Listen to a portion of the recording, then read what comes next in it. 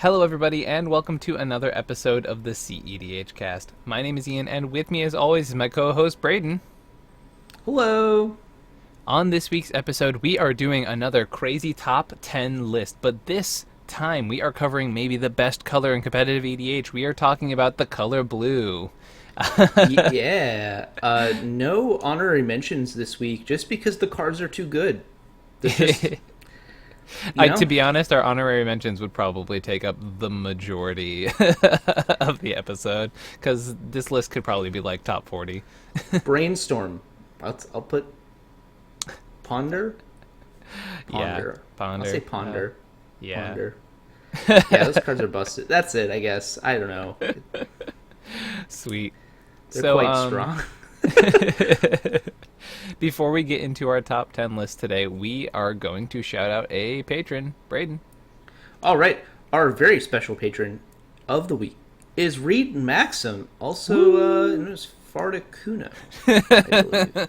Yeah, so... Reed is a friend from actually my local game store who just happens to be a supporter of the cast. We met playing in the Boston meta, as people say, and Reed's a great guy, great person to play with, and really appreciate the support. He's actually been around. Speaking of the support that Reed provides, he is of the strategist level, and yes. All strategists of the cEDH cast have a meeting with us this Thursday night, and for people who we're going to make an announcement in the Discord, so for people who want to get in on the ground level, find out what we do, and talk about with our patrons, that's something you can go do over at patreon.com/cEDHcast.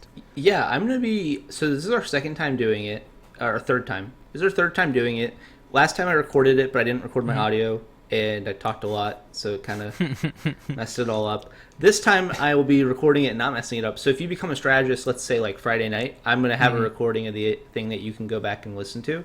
Yep. So even if you're seeing this on Friday, maybe we'll try to release it early. I'll try. Yeah, I don't think so. But, when it comes out, you'll be able to go back and listen to the discussion we had. So definitely. All right. Let's talk about this big old blue top 10. All right. Here we are, Spellseeker. Yeah, so we talked a lot about number 10, right? The number 10 was a reasonable debate for us. It was going to be a 3-mana tutor. That rhymes with Schmintuition. Well, I'm just saying, like, Spellseeker or Intuition, right? Oh, yeah, you're right. You're totally right. But I think we both felt more comfortable with Spellseeker in the 10 spot. It's just... I mean, for me personally, I mean, we both have played Thrasios mid-range decks where neoforming into a Spellseeker has been absolutely insane, right? So, yeah, when it gets to Mana Consultation, it's pretty silly. Yeah, It's pretty totally. busted. Or for me, it's usually when it grabs my neoform to grab a Dockside. That's where I'm at. Yeah, that's pretty good too. Although that's like a 5-man Dockside, which is good, but it's okay. When it's a combo piece, it's a little better. Yeah. Yeah, I think Spellseeker is like the best in the Thrasios decks, largely because like it sticks around. If you're playing Gaia's Cradle, it's like a tutor that also like puts out your mana. If you're playing Tymna, it's a Tymna attacker. If you're playing Eldritch Evolution, it's something that you can sack to get to get Seaborn Muse. It's just a really nice, like, in those 4-color blue decks. It just kind of like does a lot of work. Yeah. In a way that you really wouldn't expect it to, but it's quite strong. Yeah, right? Like, you see it and you're like, oh man, it's a 3-mana tutor that just leaves a dorky little dude, but, I mean, with Tymna, it can get in there with open opponents, and, in other decks, as you mentioned, it's a Cradle Body, it's a blocker, it's, it just does a lot of stuff, and I really can't underestimate the fact that it can grab, Emil off of Neoform, or Seaborn Muse off of Eldritch Evolution. Like, those are all huge cards to grab. Yeah, I think every time it grabs a Mana Consultation, it's insane. Anytime it grabs, like, even when it grabs, like, a Neoform and then you, like, that's the crazy part, right? Is that, like, you can, like, play it to get your Neoform, which, like, turns your Dork into a Thassa's Oracle, or you can sack your Thrasios to get the Consult when you already have Thassa's Oracle. So it's, like, it just does so much work. It really, what it allows you to do is it allows you to play, like, a lot of, like, really medium cards, and they become, like, 10 out of 10 staples. Like, Eldritch Evolution is, like, a strong card, but when Eldritch Evolution is also a 3-mana, like, tutor, Yeah. Beyond just being a 3-mana like Dockside or a 3-mana Seaboard Muse, like it just like also finds your pieces. It's kind of crazy. One thing I particularly love about Spellseeker, and that like you don't realize until after you played with it for a bit, is that it can grab X spells where if the cost before the X is 2 or less, right? So being able to grab something like a Finale of Devastation is like pretty mint. Yeah, that's also true. I've been there and done that. It's pretty sick. All right, Sweet. next one up. Fluster Storm. I mean, this card's amazing. Yeah, this one we almost forgot about. Yeah, we did. I totally I forgot that we almost forgot it. Before Veil of Summer, this was it. This was your Dovin's Veto for 1 mana. Right. Now there's actually a counterspell that hits it in the form of Veil of Summer. But to be honest, like most of the time, this card's just doing it. And sometimes you get them with the Veil of Summer, and sometimes you get got by them having it. But for the most part, this card just says no for 1 mana, and that's like an incredibly powerful effect. The amount of times I have heard the words "I could have dealt with anything but Fluster Storm" is like overwhelming. Like I've heard that so many times where someone has like 6 counter spells in hand, but the storm counts at like 9 or 10 or something ridiculous like that, right? And it's just nothing you can do. One thing I will say is that over the course of time, I think Fluster Storm's gotten worse because the answers and other counterspells have gotten better. Like Veil of Summer and Dovin's Veto both came out, and those cards are both like quite strong, and they both offer similar effects. Like for sure. So I will. Yeah. On the other hand of that, though, now that the premier engine of the format is back to Nas, I feel like we are seeing Fluster Storm being able to stop, obviously, one of the main win conditions in the format, which is really nice. However, it doesn't hit, things like Breach. It doesn't hit... I was going to say Breach. I was going to bring... That is the exact card I was going to bring up. Is like... It doesn't hit Dockside. It doesn't hit any of the creature combos. Obviously, it definitely has holes in what it can hit, but... It's a very strong protection spell, and it says no very well, which is like kind of what you want out of your counterspell suite in cEDH. Totally. All right, next one up. Gilda Drake. You slam it, you jam it, you always play it unless you're in a crazy Finn meta, but even then I think it's a little suspect. Yeah, this card's crazy. I was talking about this with someone the other day, and they were like, it's not... Because I was talking about the difference between instant and sorcery speed removal, and I was like, they were like, oh, well, it's a sorcery speed. And it's like, it doesn't matter when you literally mind control their creature for 2 mana. Like, it doesn't. Well, I think the thing is that people misunderstand what Gilda Drake is. It's not a removal spell. It's a value. Right. It's like Rhystic Study. Like, if you were to compare Rhystic... It's like Snap.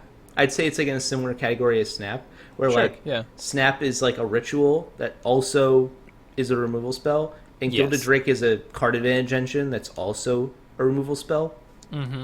It's like literally the definition of a 2-for-1, right? Like they lose one, you're up one. It's basically a 2-for-1. So, right, because most removal spells in a competitive environment, they don't allow you to break parity because you are expending a resource to stop a resource of one opponent. Yeah, and usually you're both down a resource now. But with Gilda Drake, you actually get that resource back. Yeah, you get the Get Rug Monster, you get the Timna, you get the Crom, whatever it is that you're stealing. Like, you're going to get that, which like means they're down something and you're up something. Totally. They're still up. Like, it's not perfect because like they get a 3/3, and so like it isn't. It's more like a 2-for-2, I guess, is a way of putting it. But in this case, like the 3/3 is only relevant really with like Timna and like Necropotence. And a lot of the time, like, that 3/3 is not going at you. Like, if you think about it, right, the majority of players in the game are not the person, like, I guess I should say, there's 3 people the person could attack. The majority of those people aren't you. So, for the most part, the 3/3 is not coming at you, unless there's, like, a Timna or something. So, Gilda Drake's awesome. I mean, this card is, like... This is like one of those cEDH cards, like people are like, what is a cEDH staple? What do cards look like in cEDH that are just staples? Like this is one of them. 100%. Sadly, it's like, I will say it's worse today than it was a year ago. However, that's why it's not like number 3, Yeah. It's still quite strong. Yeah. Moving on. All right. Chain of Vapor. This card's so dumb. This card is dumb, and so for some of you may be thinking like, how the hell is strictly worse unsummon on this list? You may be thinking. You really need to read the card again. Braden, I swear to God, I used to think that when I was first starting this format. I was like, yeah, why are we not just playing like unsummon? This seems better. Yeah. So first of all, unsummon only his creatures. For people who are about to say strictly, blah, blah, blah. No, okay. But the crazy thing about this card, and if you played during the Paradox Engine era, you'll absolutely remember it. And if you ever played an Ad Nauseam deck, you will also remember it. Yeah. Is that you can storm off with this card. So, like, if you bounce all your 0-mana rocks to your hand, sacking all your lands, and then replay them for free, now, like, this Chain of Vapor is, like, a huge ritual. And the crazy thing is a lot of the time, you can be, like, if you're this Ad Nauseam deck, you've resolved an Ad Nauseam in the end step, but there's a Rule of Law in play, right? You might literally go, like, Chain of Vapor, bounce all my lands, then the last thing I'm Chain of Vaporing is the Rule of Law or something, right? Totally, yeah. Or even better is, like, you're getting rid of a Seaborn Muse, right? But there's, like, another player that has, like, a Smothering Tithe in play or something, right? The Seaborn Muse player might be like, all right, I'm going to lose the land to get rid of the Smothering Tithe so that I don't fall even further behind. Yeah. So this card, like, it helps your opponents, like, get themselves, which is, like, always a fun thing. Like, that's always fun. It's always powerful to, like, have your opponents, like, trade resources at almost no cost to you.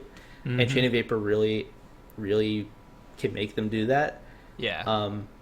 It's also like an insane ritual, and then at the same time, it is like literally the only 1-mana bounce spell for stacks pieces. Like, yeah. Which is a huge deal, right? Like, that 1 mana is sometimes 3 mana. You know, depending on like what stacks pieces are out. There's a Thalia and a Thorn of Amethyst. Like that 1 less mana is like pretty huge. You know. Totally. So. The amount of times, I remember the first time I saw Chain of Vapor be used proactively like that, and I think it might have been when we were at one of the Magic Fests, and I remember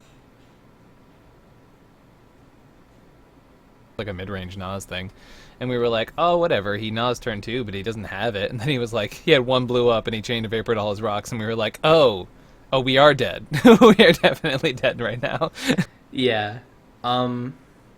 If you played during Paradox Engine era, you like this is like literally how those. There was a point in time where consult was not like a known thing. Like it wasn't all everyone was playing, right? Like Jason. Right. It was also really like pre-Jason, pre-Oracle. Yeah. So there was only Lab Man. There was a small period of time where Jason and Paradox Engine were both legal, but very tiny. So what people would do is they'd resolve a Paradox Engine and an Aetherflux Reservoir, right? And they'd like play a ton of rocks, then they'd bounce the rocks to their hand and replay them and build up tons of mana, then like maybe like, you know, then like chain some rocks together to get your Aetherflux high enough.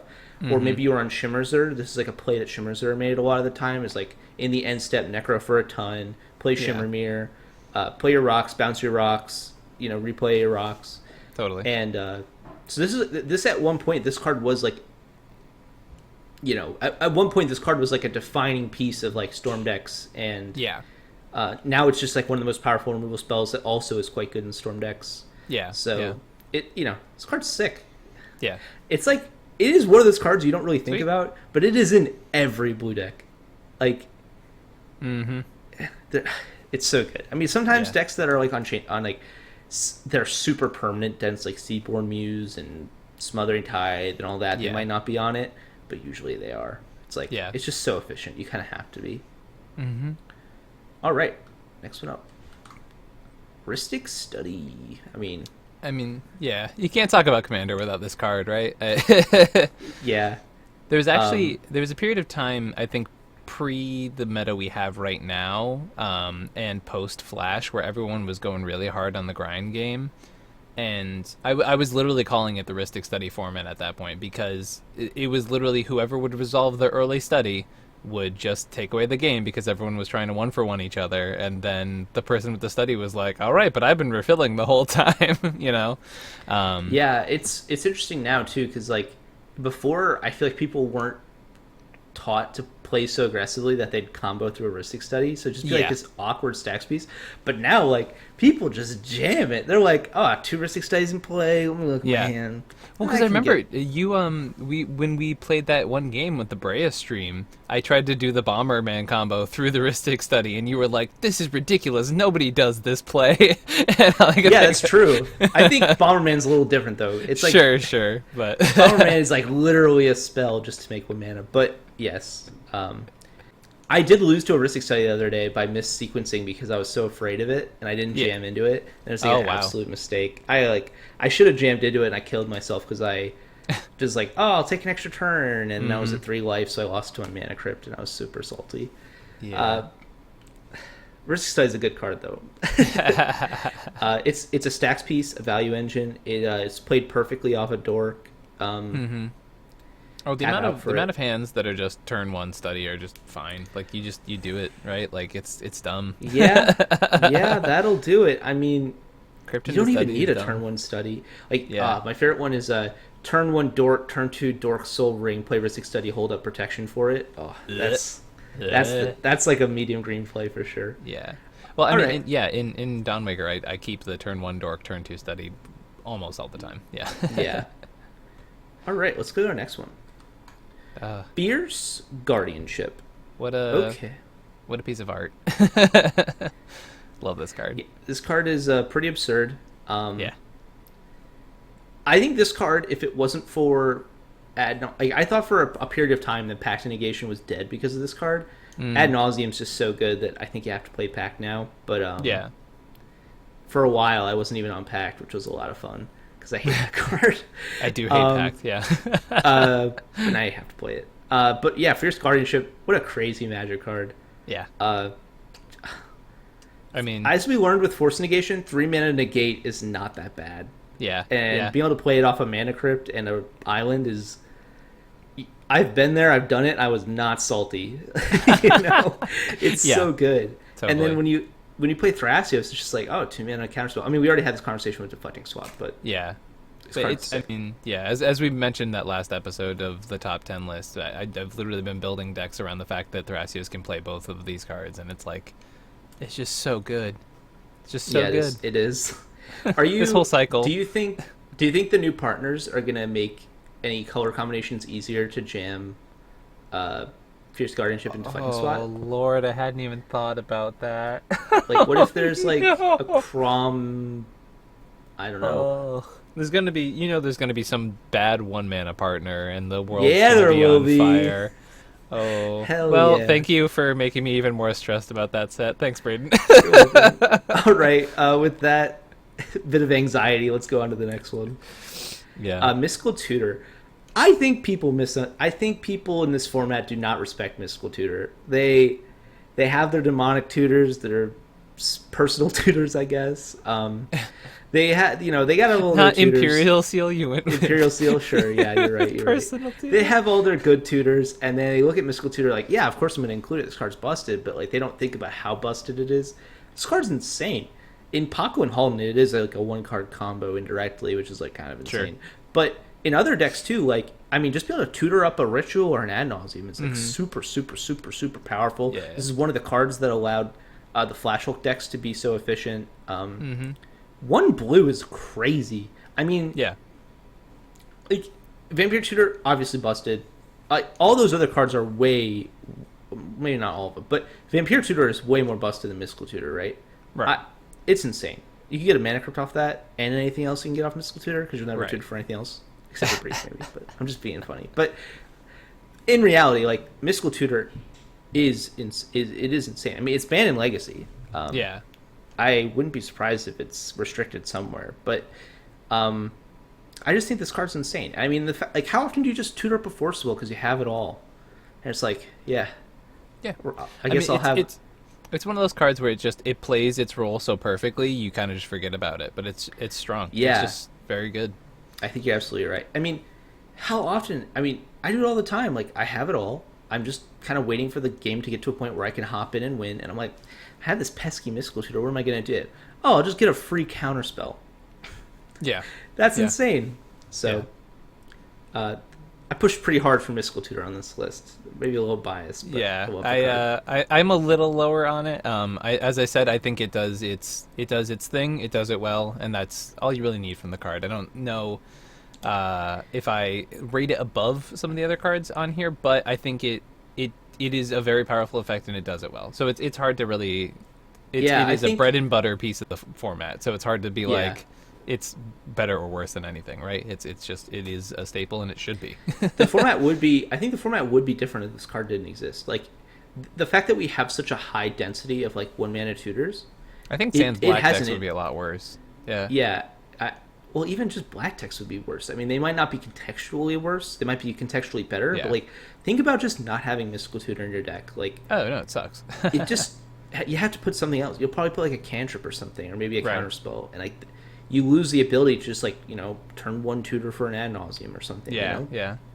So, big Mystical Tutor stand over here. All right, Force of Will. All right. Well, let's part the curtain a little bit here. So as we mentioned last week 2 weeks ago with the top 10 red lists, we do Braden and I come up with independent lists and we kind of like put them together. Force was my number one, and I'm pretty comfortable in saying that I think this card defines the format in a way that I don't know. It is just if you are playing a blue deck, you are playing Force of Will, and that's. I've yet to see. I think there is one deck I know that doesn't play it, and that's like the Super Turbo Golos decks that are like the only thing above 4 CMC they have is like. Yeah, they don't need to play counter spells really though, because their spells are uncounterable. So it's like right, exactly. I think it's such an important piece of this format. I think it's so powerful. It defines the way you play. It's one of the few free counters that hits creatures, which is like I've literally been in scenarios where I'm like, they have to have force and nothing else in their deck, or I win here. And that's that. I think that level of definition just warrants its place in this list. Yeah, I think for me, Force of Will is there's so much redundancy just in blue for this effect, and the redundancy is important. But I think.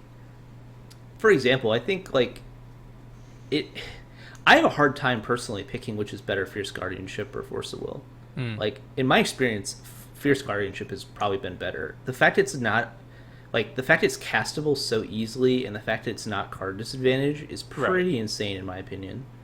So that's like kind of influencing my opinion. That's why I definitely didn't put it at first. The card's busted though. I mean, this card defines Magic. Yeah, beyond cEDH, like this is a defining card for Magic. I mean, if you look at it, whenever they print a new version of this card, like people go ballistic over what the art is, or what their favorite version is, or like it alters, or like it is a card that like it's kind of like Dual Lands used to be, where like I think Dual Lands have reached a price point where this isn't really the case anymore. But like I feel like a lot of times people like when they're trading, they'll just like trade Force of Wills. As like it's almost like a $100 bill, Like I feel like Force of Will kind of like represents just like part of Magic at once you're playing at like the Legacy Vintage level. It's just like Force of Will is defining aspect of that. And so in Magic overall, like Force of Will gets a lot higher, except for the fact that like there's Time Walk and Ancestral Recall. But sure, in terms of influence of Magic, I think Force of Will is like really high up there. It might be number one, but in cEDH, I think the fact that it's a singleton format and the fact that there's other versions of this effect at this point that are like only exist in cEDH, like Fierce Guardianship or Deflecting Squat. Yeah, totally. I think that makes it like an interesting question, like how good is Force of Will? How important is Force of Will? Yeah. In the past, if you think about it, right, there were no budget alternatives to Force of Will. Like when I started playing, there was Pact Negation, Force of Will. That was it. Those were your only free counter spells. If your opponents were tapped out, it was pretty likely they had nothing. Now you have Deflecting Swat. Mental Misstep, I should include Mental Misstep, but you have Deflecting Swat, Fierce Guardianship, Mental Misstep, Force of Will, Pact Negation, Fierce Guardianship, I don't think I mentioned, Force of Negation, I don't know if I mentioned that, but there's quite a few now.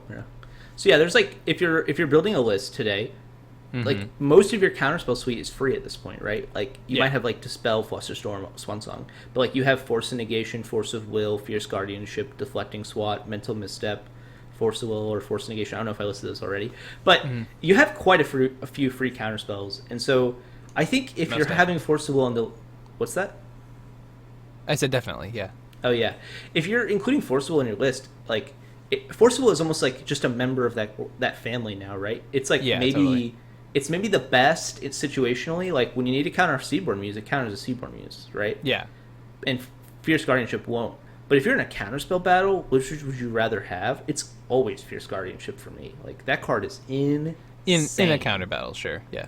Yeah, and to be honest, most of my interactions in this format are either countering turn 1 stacks pieces in the form of like Trinosphere or Static Orb or something, or they're countering other spells in the stack. I'm usually letting people get away with a lot of stuff. Like, if you were to try to like represent what percentage of spells is Force of Will cast, like countering, it's instants followed up by like probably enchantments and sorceries maybe, and then like maybe creatures. So I think the creature aspect of Force of Will isn't as important, and so that's why like I personally am. Maybe I'm just seeing that side more. I think I'm seeing a lot more creatures in the meta than obviously if you're playing in the Turbo Nas meta, then you're seeing a lot less creatures than I am. This has like always been a thing though, right? Like I wouldn't like what creatures are you Force of Willing? Usually the other half of a Dockside combo. I'm seeing a lot of people doing Emil That's fair. Stuff. Yeah, that's fair. I guess like I don't. So some of those, like for example, Temur Sabertooth is pretty hard to deal with. Yeah, yeah, totally.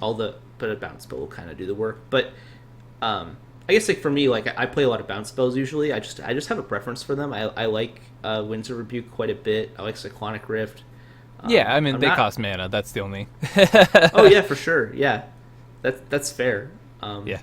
Although usually people are not.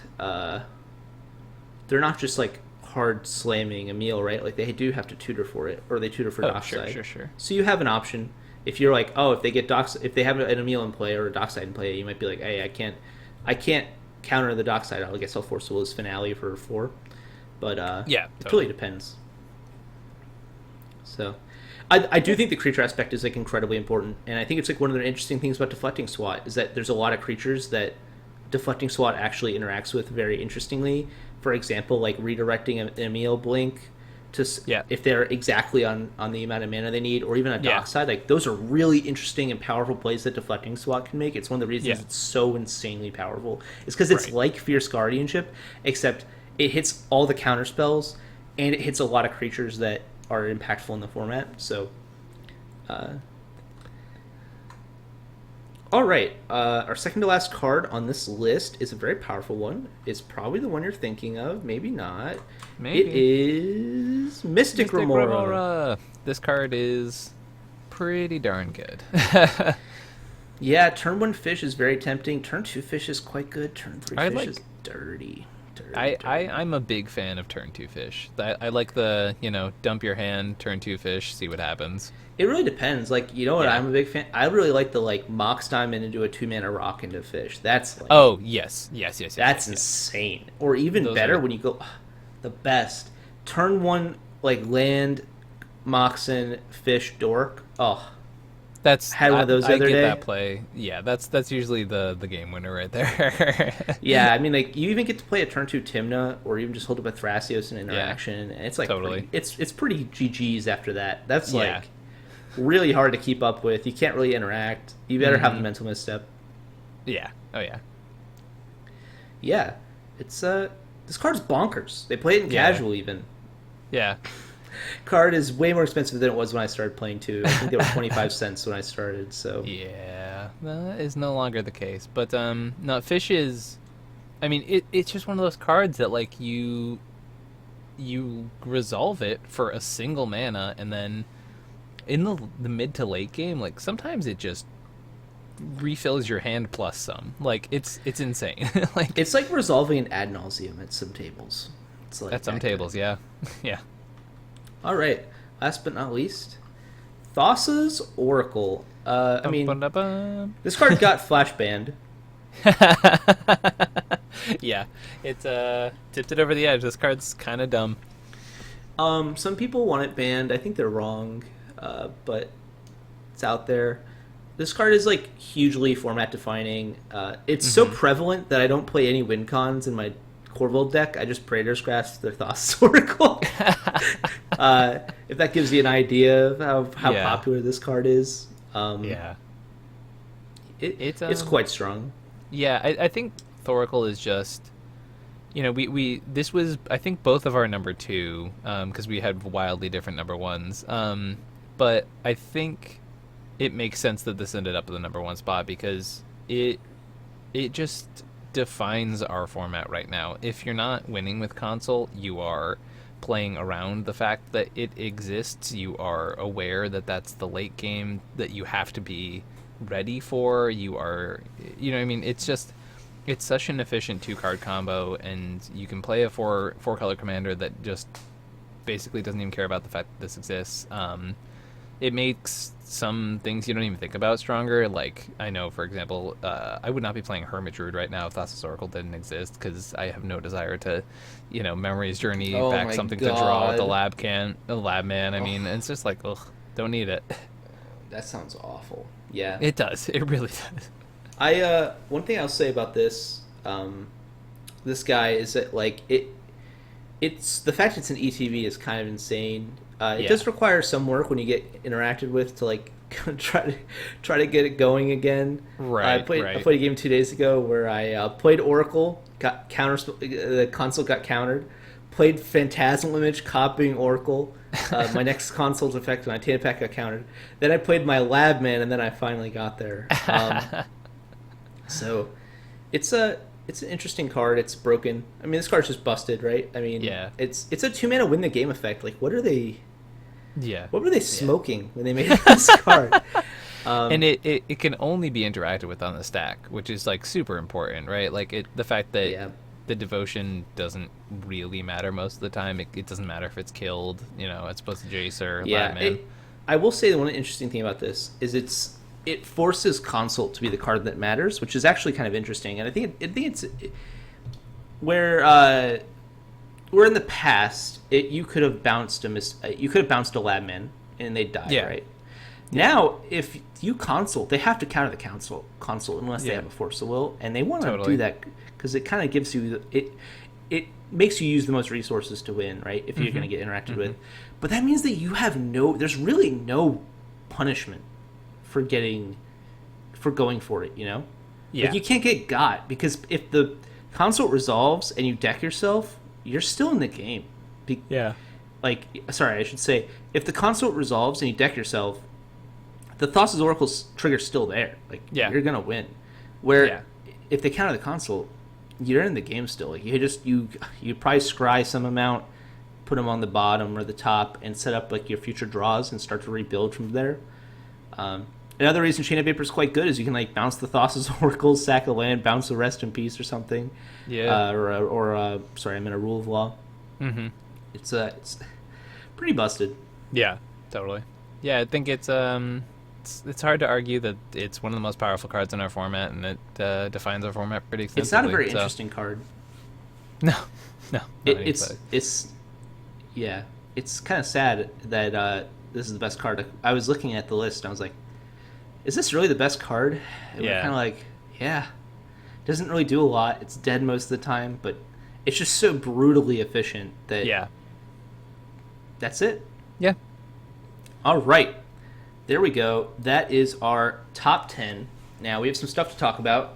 Sure. I think one thing that's very important is if you see a Thassa's Oracle and you're like, you know what, full art foils of Thassa's Oracle probably would be the best thing to have. And also, if you saw that amazing Judge promo art, a Force of Will, and you need to buy that, if you have a compulsion, you should probably head over to TCG Player, because they have the best marketplace for buying singles. And if you're there already, you might as well use our affiliate link that we have in the show notes down below to pick up any singles that you need.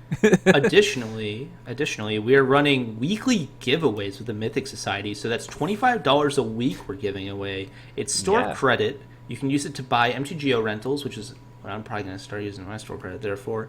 And it can get you singles. So they actually have a pretty great singles collection. I've been looking through it. Lots of foils, lots of commander stuff, a lot of cEDH stuff, I should say. There's a commander section that is like has your cultivates and stuff, but then there's like a legacy and vintage section, and that's where we hang out. So yeah, I checked that out. So the way the giveaways work, we did a video about it, but basically every week we have a Google Doc. Just hop into that Google Doc. You can find it on our Greedy Keeps episodes.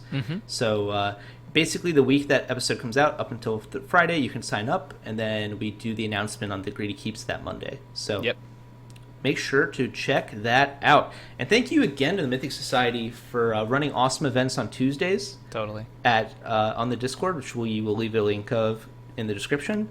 And thanks for working with us to get these giveaways going. It's pretty awesome that we get to do all these fun stuffs, and happy about it. Yeah, definitely. It's a really cool partnership, and we've been playing in their leagues available, and it's been pretty fun. Yeah, they just switched over to a Spellseeker system.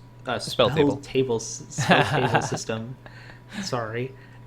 Which is really easy. You just enter in your power level and it'll pair you up with people. So definitely check that out. And with that, I think that's an episode, right, Ian? Yeah, sounds great to me. All right, everybody. All right. We appreciate you showing up here week after week, and we hope you guys have an amazing week. Bye. Bye.